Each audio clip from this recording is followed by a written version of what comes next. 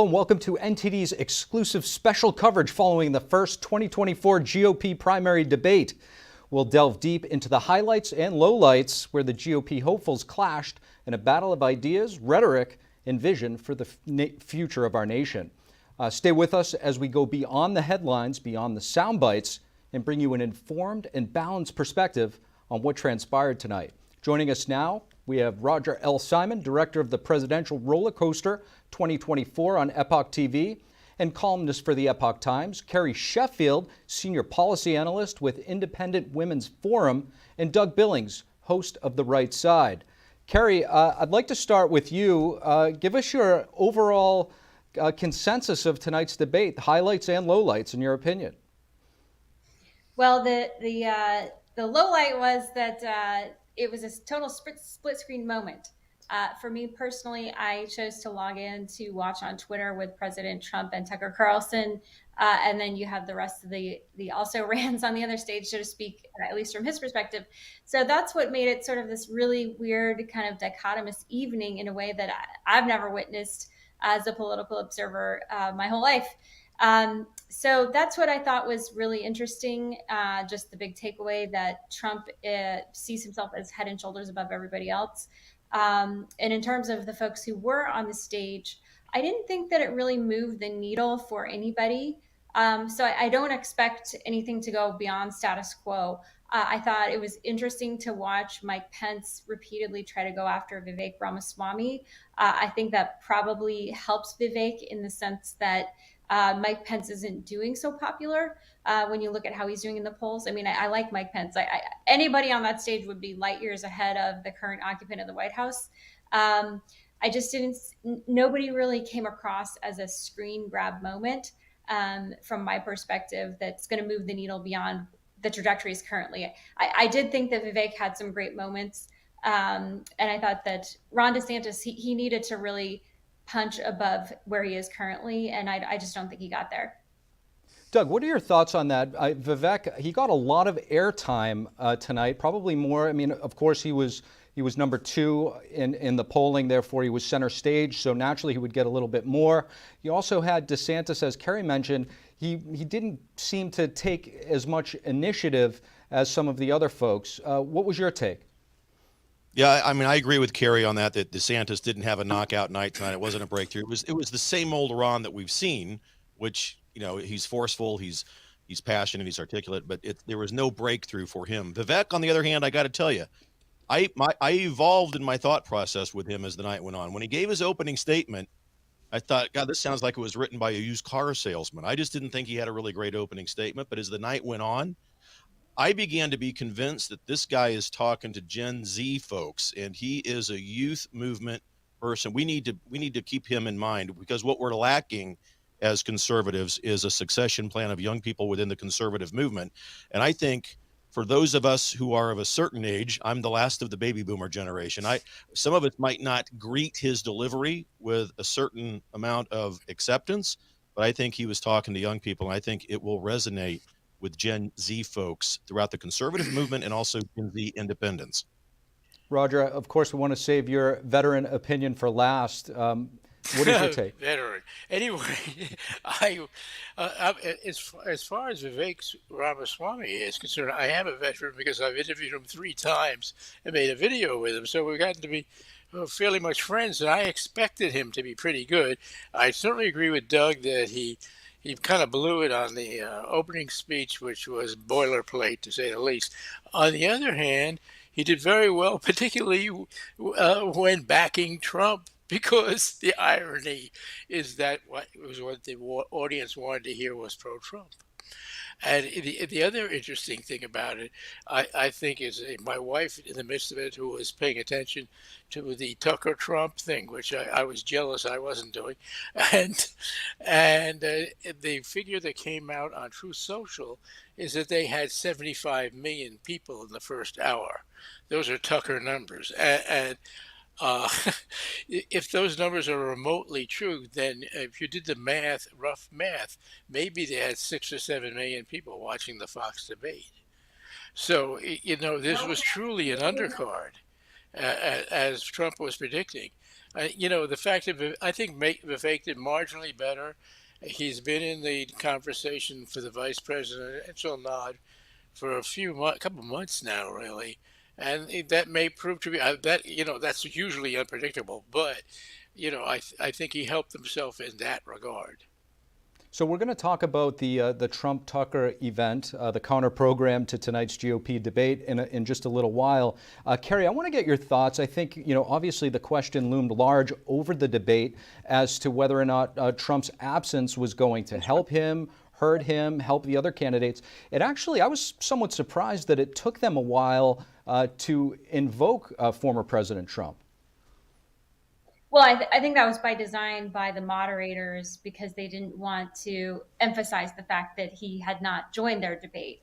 It made them look bad. So I think they purposely punted it to later in the show to not put salt in the wound and to remind the audience freshly who was not there. So I think that was I think that was smart on their part.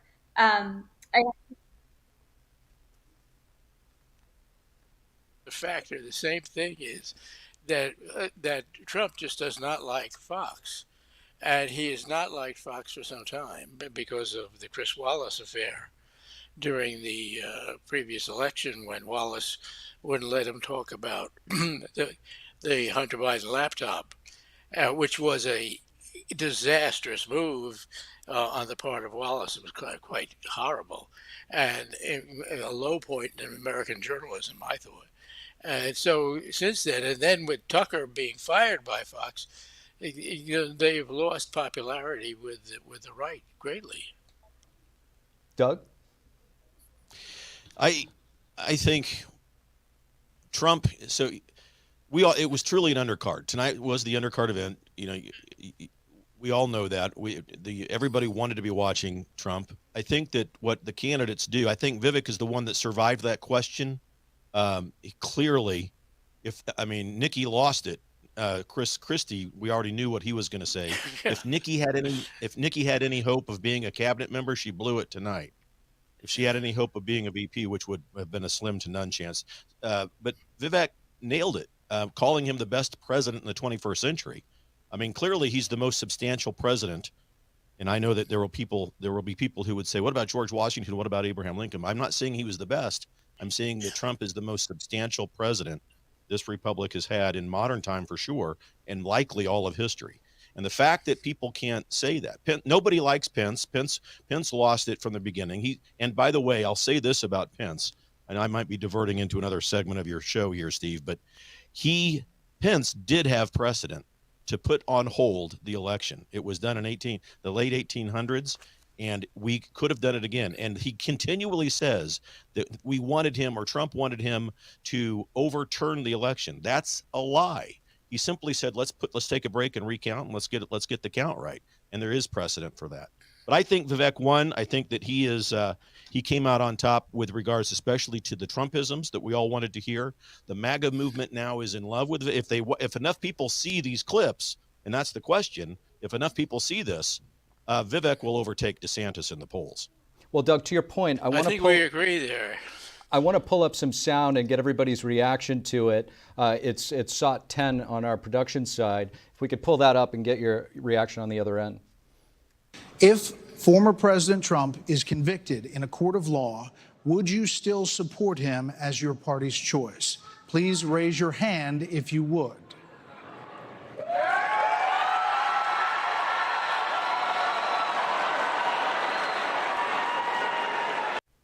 Kerry, some might argue that was the most significant moment of the night. What's your take? Well, so I'm on the press list for a number of campaigns, and the Vivek Ramaswamy campaign sent out a tweet noting that Ron DeSantis waited and looked and glanced over at what was Vivek doing. Right. And it was only after Vivek raised his hand that Ron raised his hand, which is so telling in terms of how Ron runs his life these days. And what's interesting is that I like Ron, and I feel like he's not the presidential candidate that he's been as a governor. I mean, he seems like he's a follower as a presidential candidate, even though I just love him as a governor, where he's been a leader in Florida. Roger, I haven't had a chance to check Truth Social, but I have a feeling the former president's going to have something to say about that one. He will.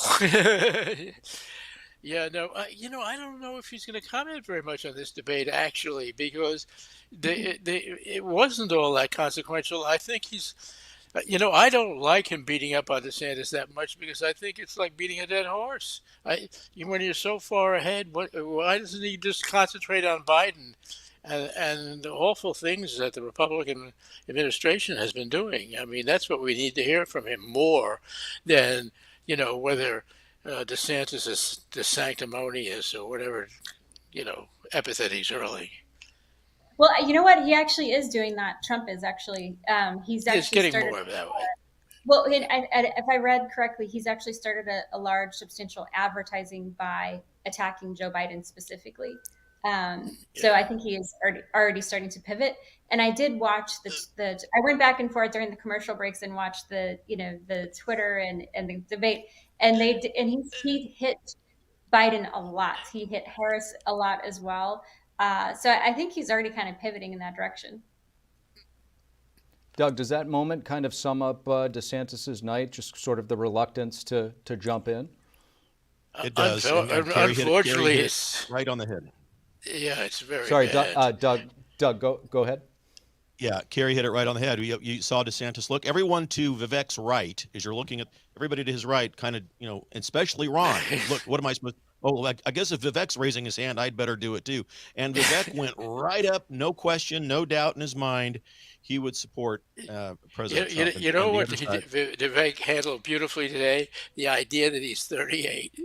He made me. I'm twice his age. Although I have played tennis with him, so that's it's called hanging in there. But he made clear something that I think a lot of people respond to, that we need new people. We really need new people.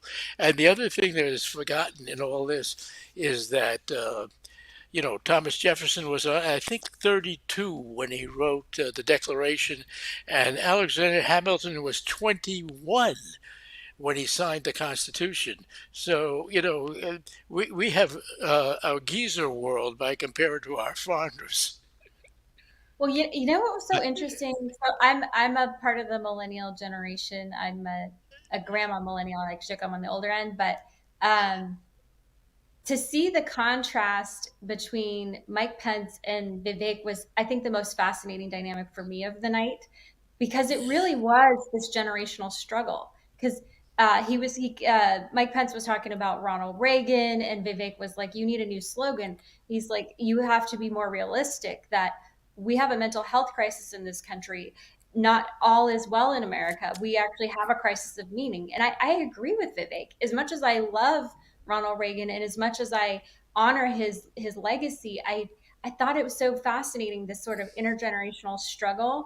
And I personally came on the side of Vivek, that it is true, like the things that Vivek says about we have a crisis of meaning in this country, that so many young people today, even compared to when their parents were my age and younger, they are far more secular. And it's going in the wrong direction, that we're replacing God with things that are, the created instead of the creator, even though our founding documents talk about that we get our inalienable rights from the creator. So I think Vivek understands what's happening at a much more visceral level in terms of the generational shift that Mike Pence doesn't understand.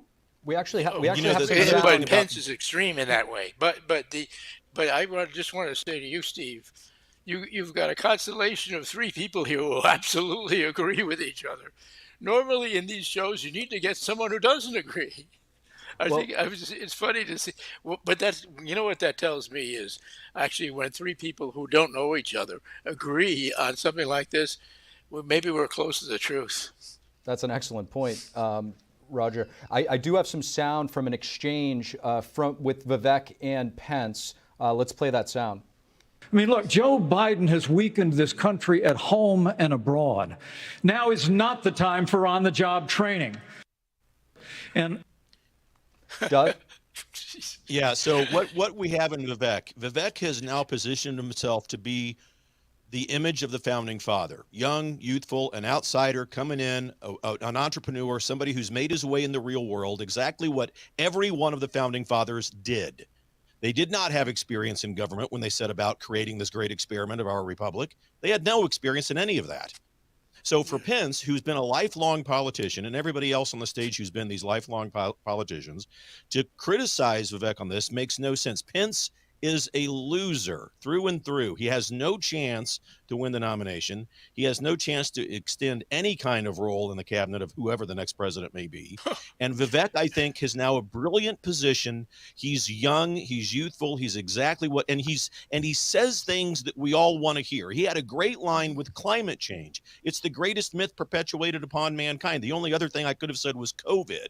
But he says those kinds of things out loud. All of us are hungry to hear that kind of truth, and he won on those points.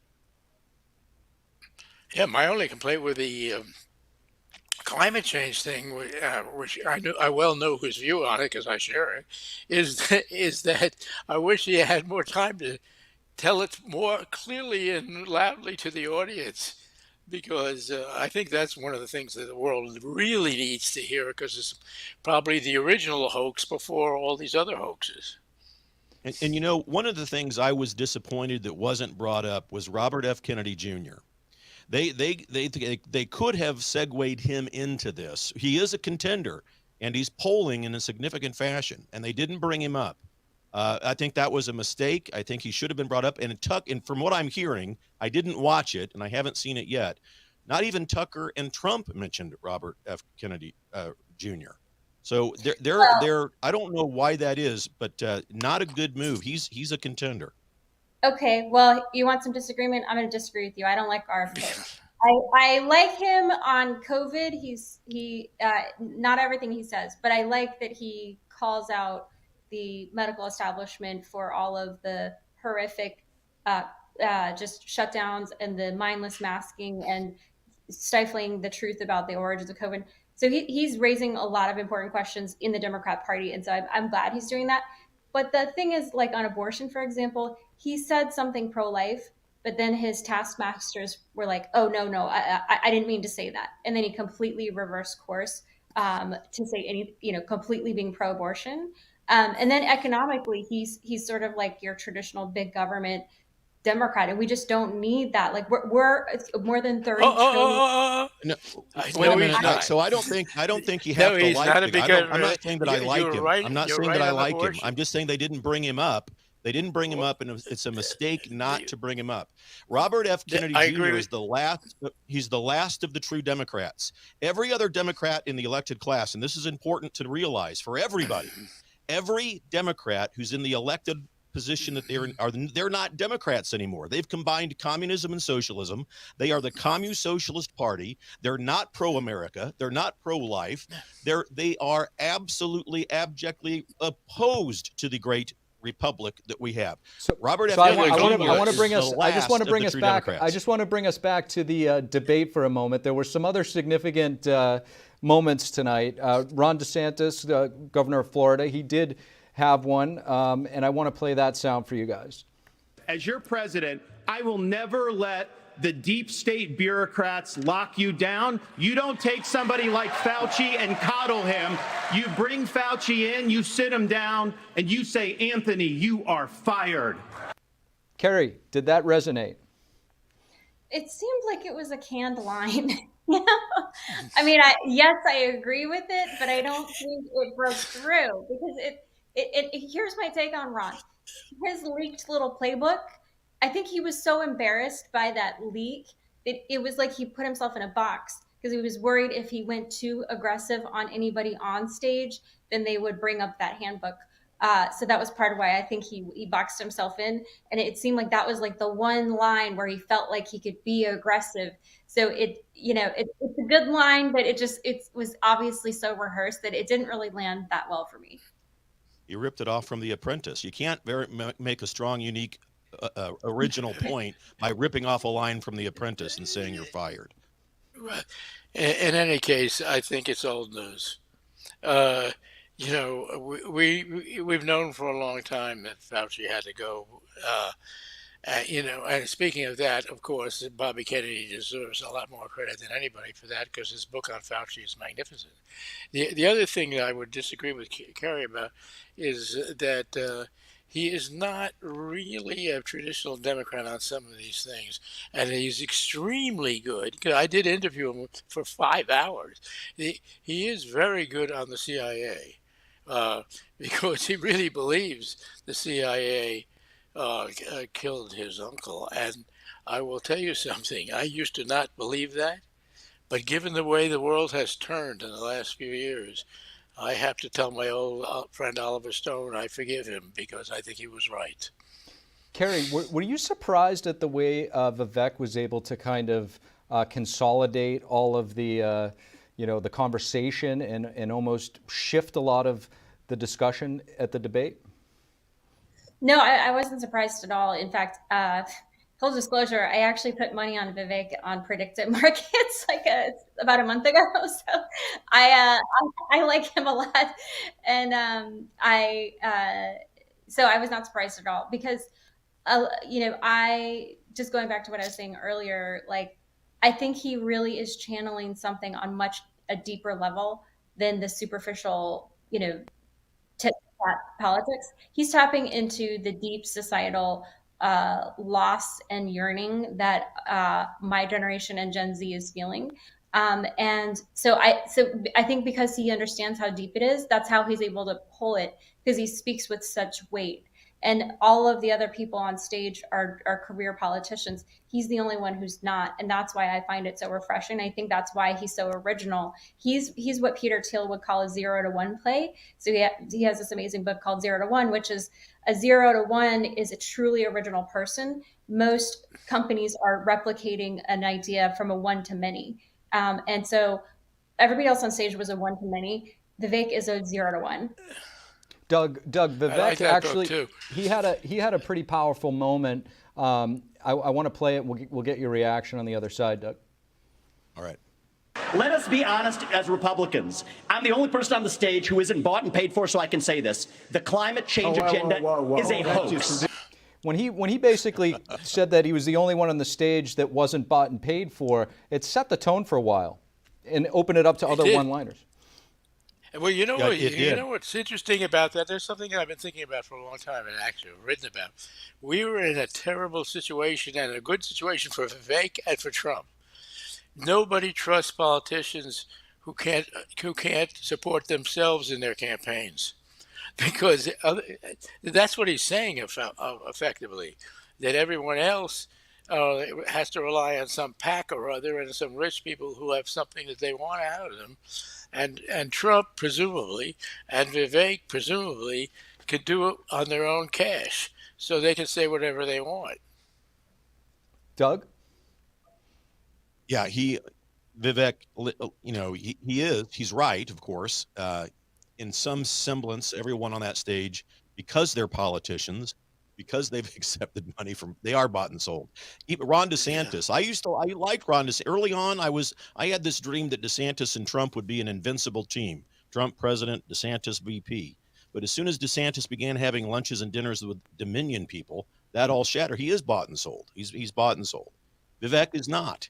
And he has this image. I agree with what Kerry said earlier. For the Gen Z, the millennials, he won the night for those kids. I mean, he talks just like them, and it set the stage to go in. I don't know if it was before or after, Steve, but the debate went into Ukraine and Russia. Vivek won that portion of it, and Nikki Haley was ranting and raving about it, and saying that he was Vivek was exactly right. Zelensky is not our friend. Putin, the only adult in the room over there, and Vivek called that out.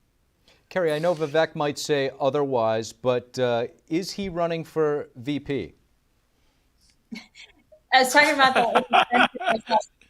If he was offered the job, would he turn it down? And I'm like, in what universe would anybody turn that down? Like, you're one heartbeat away from the presidency, and you're 38 years old. To me, it wouldn't be rational for him to turn that down. I mean, maybe. Well, in that case, he might be learning how to be a politician. I forgot there was one person on stage who was not a career politician, which was Doug Burgum. but he was like a non-factor. I thought maybe because it was clever what he did with basically buying his presence on stage, which was to the point earlier on, not having to be reliant on other people. So in that respect, he wasn't bought and sold. In fact, he actually incentivized, I think, through a very creative entrepreneurial way to get on the stage. But I don't think it made any difference. I think he just was, and he built a company himself, so he could have been he could have had a breakout moment, but I knew once he, broke his leg the day before that he just didn't have good judgment. So I wasn't expecting much. One thing about Vivek, and I think Chris Christie was a bit prophetic at the beginning of the debate, is that he called Vivek the skinny kid who reminded him of Barack Obama. And Vivek just might turn out to be the Republican version of Barack Obama. I think Chris Christie was a bit accidentally prophetic there. Yes, I said that. But boy, is Christie angry. His hatred for Trump is practically pathological. It's beyond rational in any way. So Trump must have insulted him in some way he just couldn't handle. The other thing about Christie, I'm not supposed to say, but he certainly doesn't look like a guy who had bariatric surgery, but he did. So it's a hard thing to put together. We have the sound. We have the sound that Doug just referenced from the debate. Let's play it. I've had enough already tonight of a guy who sounds like ChatGPT standing up here. And the last person in one of these debates, Brett, who stood in the middle of the stage and said, "What's a skinny guy with an odd last name doing up here?" was Barack Obama, and I'm afraid we're dealing with the same type of amateur standing on stage tonight. Maybe a canned line, but maybe one of Christie's better moments. Oh, I think it was his worst moment. Because I think that Vivek may well turn out to be exactly that. He might turn out to be the conservative version of what Barack Obama was. Look at what he's done. The talented young skinny kid who came out of nowhere. Are you kidding me? Who wouldn't want to be in that? That's exactly what Obama did. It backfired on Christie, and I don't think Christie thought that one through. Yeah, well, maybe. But, you remember Obama destroyed our country, essentially. Well, okay, No. I'm not saying I support Obama. I'm not saying you want to be Obama. I'm saying as a hold on, guys. version. We can't all talk at once. Carrie, please. Okay, so I literally said the exact same thing about Vivek, that he could be the conservative Obama, probably about 2 months ago. That's part of why I actually put money on him in the predictive markets, because I was like, this guy is this and I've interviewed him before too, and he actually received an award last year for my Independent Women's Forum. We gave him our Gentleman of Distinction Award, and he came and gave a big speech. I chat with him. He retweets my stuff. I did a big CNN article about him on the opinion page last week. But part of why I think he could be what Obama could have been. He has the raw political talent that Obama has, and then Obama squandered and destroyed our country with that talent. Like, I feel like it's almost like Star Wars, like the light and darkness of the Force. Like, Vivek could be the racially unifying president that Barack Obama never was. Like, if you look at racial unity in this country, like Gallup has tracked racial relations since, I believe, like the 70s.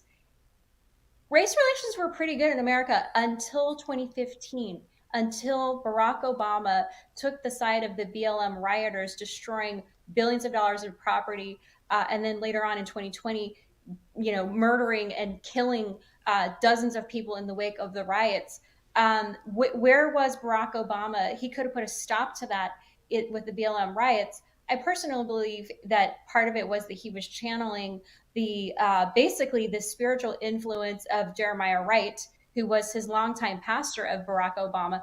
Jeremiah Wright baptized his children, performed his wedding ceremony for Barack Obama, and he's a racist, anti-Semite, racially divisive person. That's the spiritual legacy that he passed on to Barack Obama, and that was what Obama brought to the White House. That's why race relations deteriorated at an accelerated rate under Obama, when he could have been what he promised us in 2004. I remember that at the convention, in the Democrat convention, where Barack Obama said there is no black or white America. No. His worldview is there is an evil white America and there is an oppressed black America, and we need to have them war with each other, Whereas Vivek is the exact opposite. He said, this is not a country of victims. This is a country of victors. It doesn't matter your race. It doesn't matter if you're a child of immigrants. You can become a billionaire. And that's what he did. So Vivek, And I agree with that completely. In case I was unclear, what I meant by that was Vivek would be the conservative version of Obama, the better version, because Obama destroyed this republic. So that, to be clear, I agree with everything Kerry just said. Well, you know who So, his yeah. babysitters were. well, let's. I'm going to switch gears here for a moment. Vivek seemed to dominate a large part of the debate and our discussion here. And our discussion. So, former President Trump, he's going to surrender for the Georgia case tomorrow. In his interview with Tucker Carlson, he again criticized, Trump did, the indictments against him, obviously, and went on to say that he believes that most Americans also agree that the charges don't stand. Let's watch part of what he said. I got indicted 4 times. All trivia, nonsense, bullshit. It's all bullshit. It's horrible. How do you do that? How do you get indicted, every week and stay cheerful? It's, I think it's a lot easier because I'm so high in the polls, because it means the people get it. The people see it's a fraud. Roger, do you think that these indictments weighing on the former president's mind, because he's a human being after all, it can't be pleasant to be going through, contributed to the fact that he did not attend the debate? No. I think the first part of your premise is, of course, true. I mean, how could they not weigh on his mind? I mean, he is, as you say, a human being. But I think he didn't go to the debate simply because he's so far and away the front runner that there was no profit in him to it. I mean, he could only go down from the experience, no matter whether it was about indictments or any other thing in the world. There was no reason to go, and also he really dislikes Fox News. I mean, there's no question that he does. So just a couple of weeks before, Brett Baer had interviewed him and was extremely nasty, really, in the interview. So I think there were plenty of reasons. I don't think that was the motivating reason, but I do agree that he has to have this weighing on his mind. How could he not? Doug, what are your thoughts? Well, I was with him up at Bedminster a few weeks ago, and he's having fun. He's enjoying the people up there. He was playing disc jockey on his iPad, playing music for the crowd, laughing, having a great time. If it's affecting him, he's hiding it awfully well. It seems to be like water on the wing of a duck for him. Clearly, I think what he's thinking with regards to his attendance at the debate is, to summarize it, we all know, most of us, the 4 of us clearly, and anybody who's paying halfway attention to this, we know the issues. We know what this country is in, the mess that it's in. And to his credit, again, Vivek called it out. We're in a dark moment in America. We've got to be able to say that out loud. We know the issues. We know the people on that stage and what they're going to say. We can predict what they're going to say. They've been in the news. They've been in the media. Trump also. And for us, for the people that are in the MAGA movement, at least, Trump is the only one. And he's thinking to himself, why people know me? They know what I'm going to say. They know what the issues are. They know that I've done it once, and that he's the only man on the planet. I mean, I would put it to you, find me somebody else, the only person on the planet who can take what he's taken. And we'll look at the track record that he did in his 4 years while he was being impeded by everything fake, phony, and fraudulent that they could throw at him. And he still achieved greatness in the 4 years. Imagine what he would do unfettered and not having to worry about that, and having learned lessons. To Eric and Don Jr.'s points, they didn't know what they were doing. It was brand new, but now we know we're going to make a difference even better than we did before. There's nobody else that can do it. He handles it well. He doesn't appear, at least in the private moments that I saw him, to be affected by it at all. I'm sure that he strategizes about it. He looked a little thin. I thought he looks like he's lost a little bit of weight in that truck. I have not seen it until you just played that clip, but I think he's handling it very well. And the reason he didn't show up is because there is no need. Kerry, I want to get your thoughts on that. And also, did you think that the indictment segment of the debate served the intended purpose? Yeah, well, first, I think with Trump, if you look at the core values of what it means to be a liberal or conservative, so like theoretically to be a liberal means you're more tolerant or open-minded, more likely to have a passport, but of course, modern day liberalism has been totally taken over, as you mentioned earlier, by the Marxists. So theoretically, if you're a liberal, you're supposed to be more open-minded and tolerant.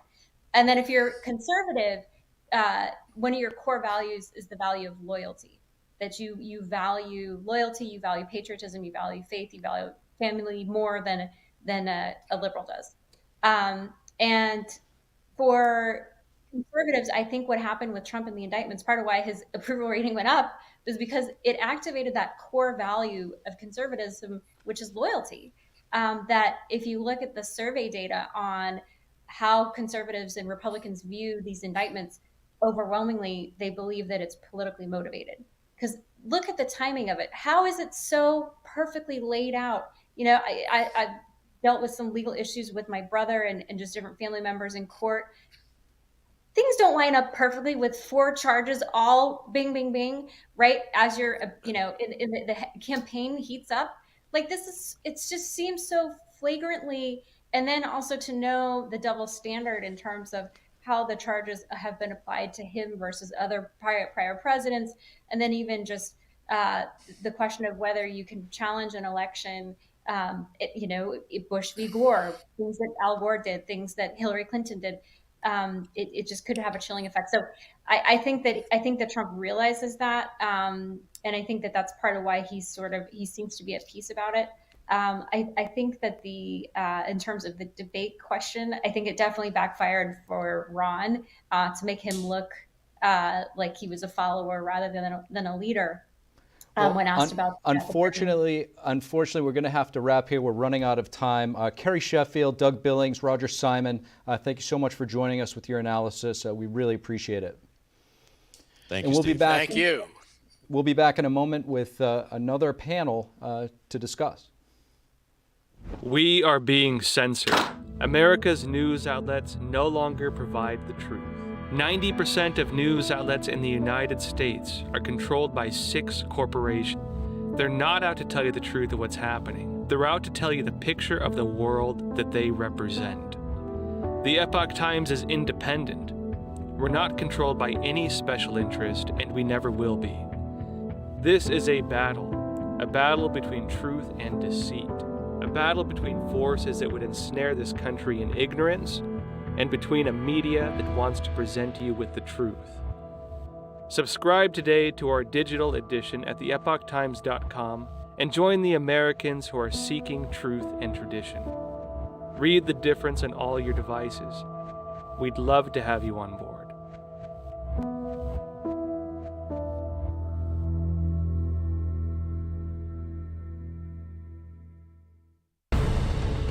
In every country communism gains power, authoritarianism and death followed in its wake. Communism promises a world without suffering, and yet, in its execution, does the exact opposite. Following Lenin's death, Stalin's 29-year reign killed an estimated 60 to 66 million people. More famines and purges would occur. The very peasants that communism was supposed to benefit instead starved to death under its rule. The party dictates what is right and wrong. Mao ended up killing between 50 million and 70 million people. As an investigative journalist, I want to understand why. Welcome back to our special live coverage of the first GOP presidential debate. And joining us now, we have Dan Lipinski, former Democratic congressman from Illinois, Chuck DeVore, former California state representative who's with the Texas Public Policy Foundation now, and Jenny Beth Martin, co-founder of Tea Party Patriots. Thank you all for joining us. Jenny Beth. Thanks for having me. Of course, Jenny Beth, if we could get your thoughts, high-level overview, winners and losers tonight. Well, I think that the winner of the debate was a man who was not in the room, President Trump, on the debate. It looked like the adult in the room was actually not in the room, and he was having a longer, more in-depth conversation with Tucker Carlson on Twitter. The rest of the candidates tried to address issues, but the format of the debate didn't give them time to really expand on anything, didn't give the American people time to understand in depth what the other candidates think, and the moderators had a hard time keeping control of the debate. Congressman, I'm assuming you weren't too emotionally attached to any of the candidates, given the fact that you're a Democrat. What were some of your takeaways? Well, obviously, a number of the candidates went after Vivek Ramaswamy. I think because he's higher up in the polls, but also because I think they personally found him kind of obnoxious and condescending. I think a lot of things that Vivek said probably sounded really good. How he's going to get rid of teachers' unions in the country and get rid of all these departments is really impossible.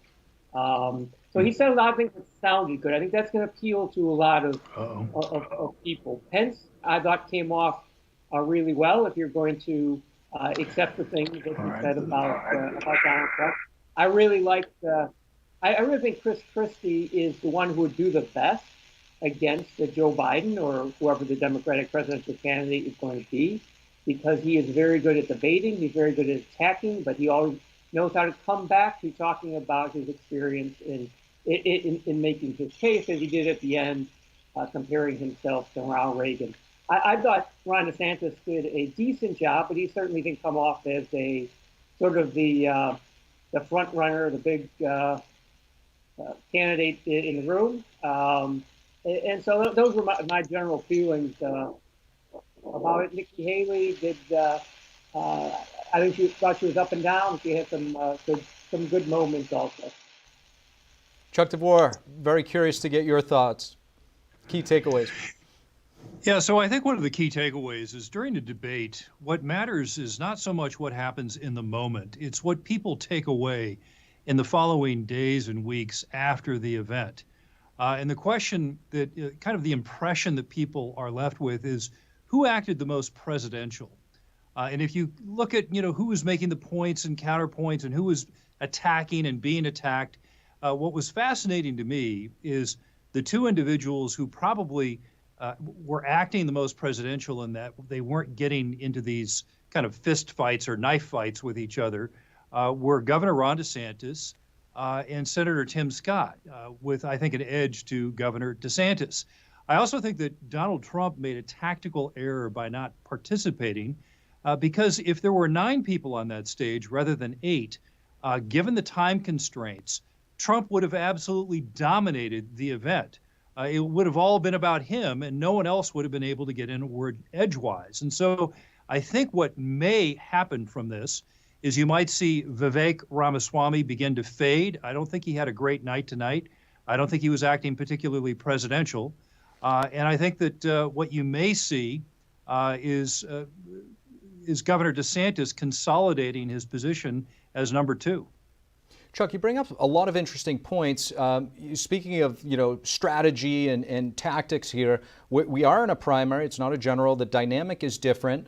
So with that said, did you get the sense that they were, the candidates were catering to a certain audience? Were they catering to the, Iowa voters, New Hampshire voters? Who were they speaking to tonight?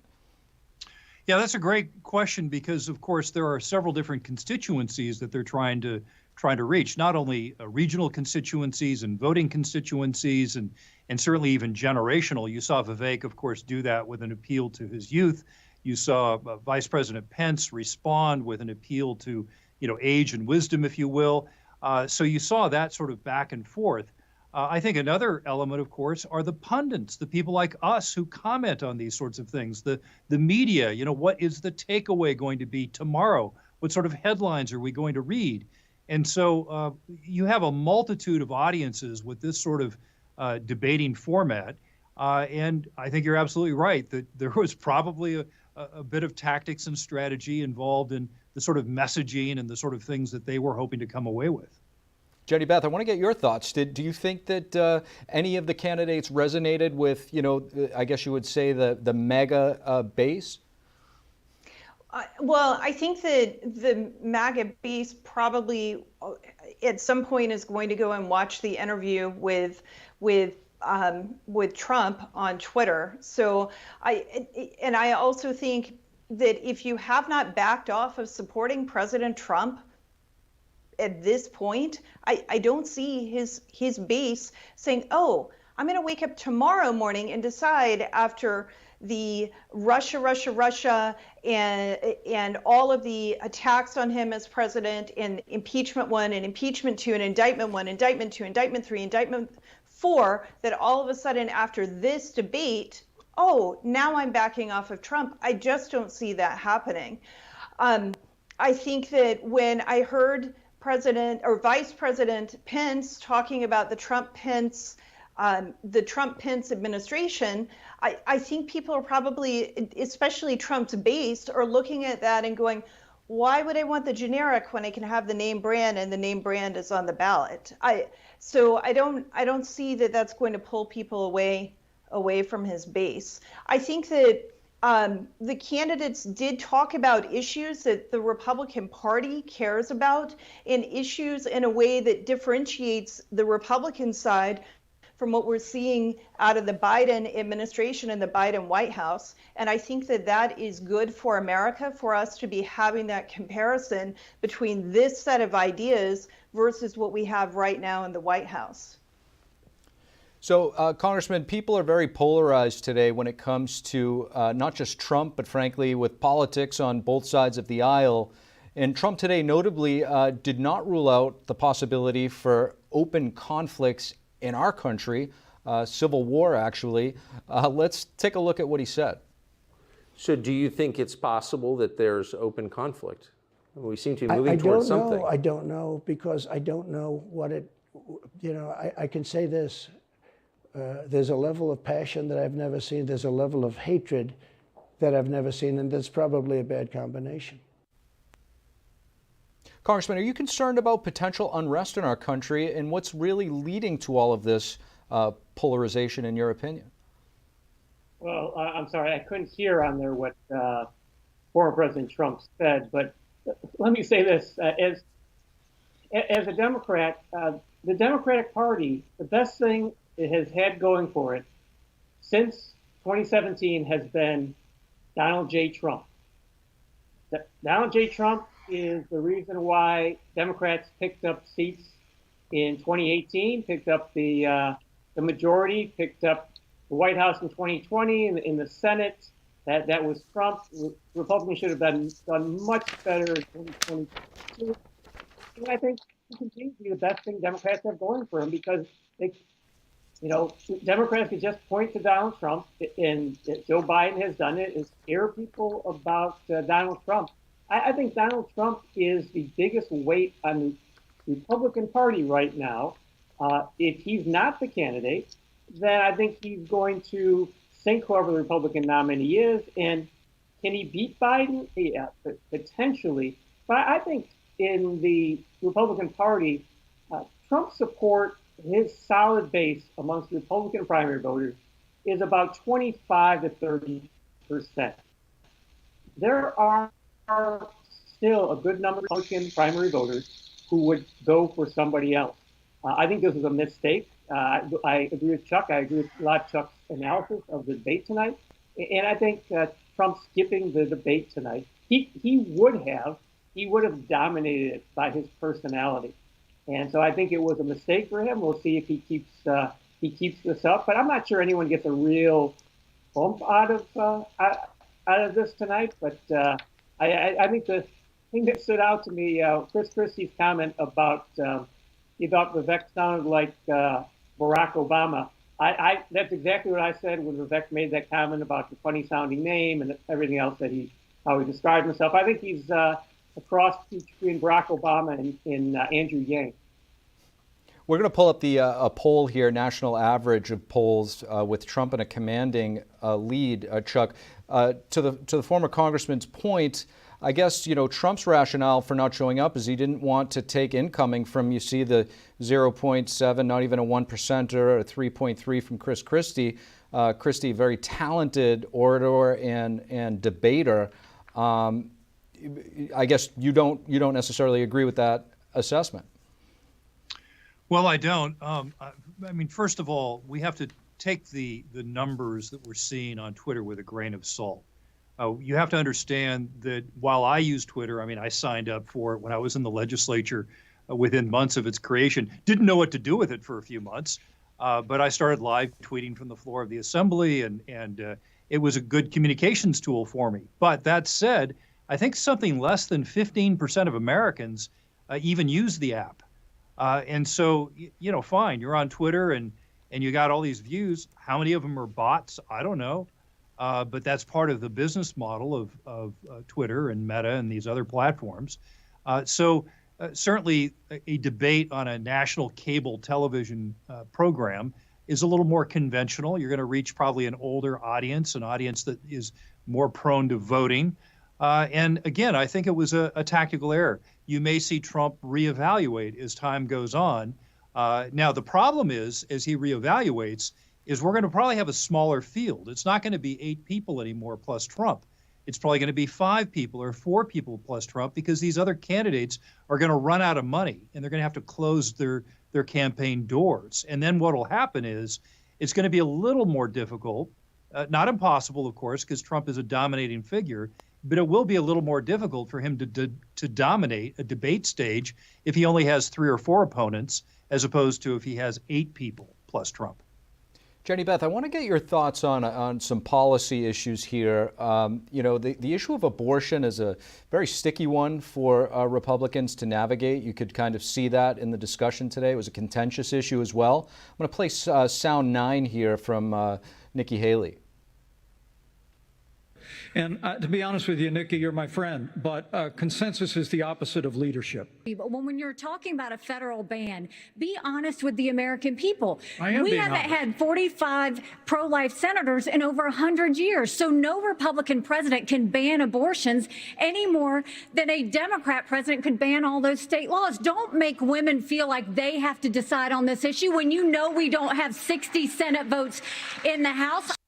Jenny Beth, this is going to be a challenging issue for Republicans in a general election. What should the platform be?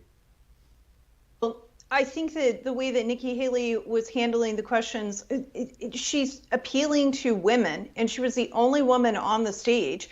And I think that she came across well in that way. One of the things that she was pointing out is the fear that many women have about the potential policy changes. And it's important to be honest with them and make sure that they understand what the political reality is about the potential changes because of the Supreme Court decision from last year. As far as the specific policy when it comes to the abortion issue, that is an issue that our organization normally doesn't take a strong stand on. I think that we need to be pro-life and we need to advocate for life, and we need to show and make sure that people understand that there are alternatives to having abortions, and also make sure that voters and women understand that there still are a lot of people in this country who want to continue to have abortions up to the very end of pregnancy. And I think that especially that particular issue resonates as a super majority issue that most Americans, whether you're a woman or a man, don't think that we should be having abortions in the 39th and right up until the 40th week of a pregnancy.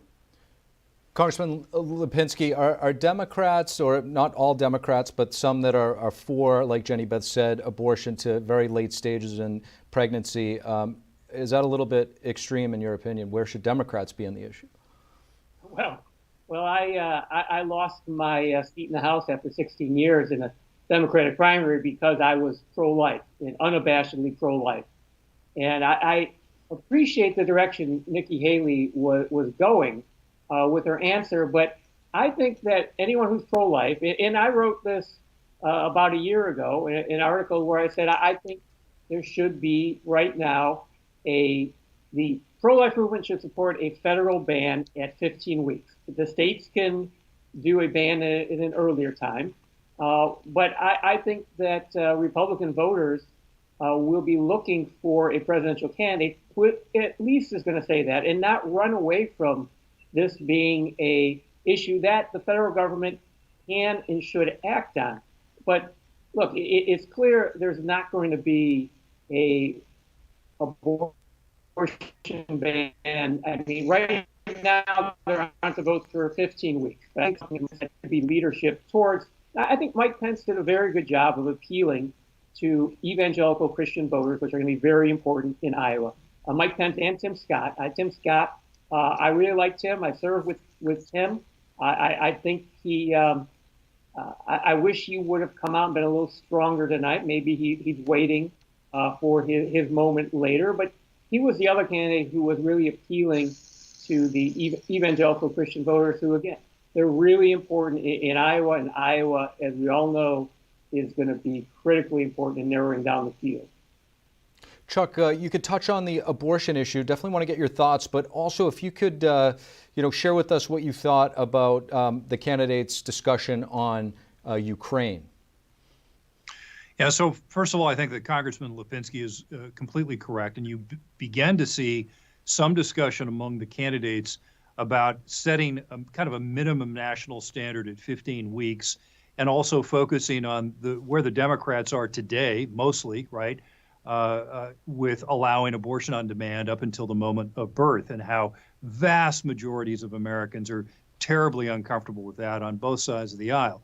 So, going with kind of a basic standard. Now, hitting the Ukraine question, I think what's very fascinating to me is this kind of playing to the current mood among members of the Republican Party. They're very concerned about the fact that we have a commander-in-chief who had a debacle in Afghanistan, embarrassed the country. 13 heroes died at Kabul airport with this botched, chaotic withdrawal. And then the failure of deterrence in Ukraine, and the fact that our president was slow and sluggish to the action. It was actually the Europeans that stepped up first. And Biden offered a ride out of town. And of course, Zelensky, whether it was apocryphal or not, said, I don't need a ride, I need ammunition. And so America's been playing catch up as this president has largely been asleep at the wheel. And God forbid that happens with China and Taiwan as well. And so there's a certain reluctance among the Republican base, given the record of our foreign policy establishment going back to the eventual defeat in Vietnam, going back to this long-term engagement in the Middle East that didn't seem to ever resolve anything, these failed experiments in nation building, both Iraq and Afghanistan, the failed intervention in Libya.